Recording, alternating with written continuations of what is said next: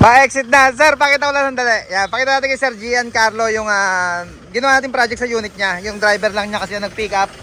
Yan, si side spring namin mga kabisyo. Nagdagdag na rin ang auxiliary at yung stopper and rubber.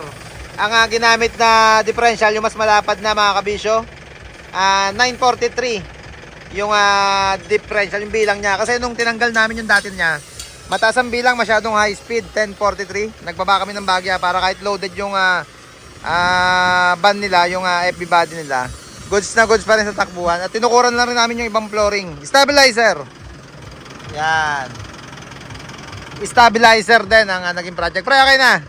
Ingat sa biyahe. Ilan tons ang kinakarga nyo? 6 tons.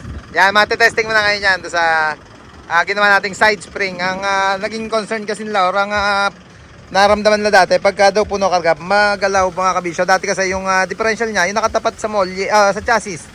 Yan, hindi siya naka-side spring. Ngayon, side spring na natin. Yan, syempre Japan Surplus na differential ang ginagamit natin. 5 stud. Gawa nung 5 stud din naman yung tinanggal natin. Pero okay na. Ingat. Salamat. Yan. Stabilizer. Side spring differential lang ginawa natin yan. Stopper, tsaka yung auxiliary niya. Pati taillight niya pala pinapalitan ng Sir Giancarlo. Sir Giancarlo, salamat po for trusting Team Kabisyo. Yeah boy, from Navaliches sila. At located niya pala itong baluarte natin sa Barangay Emsapa, Santa Maria, Bulacan. Yeah boy.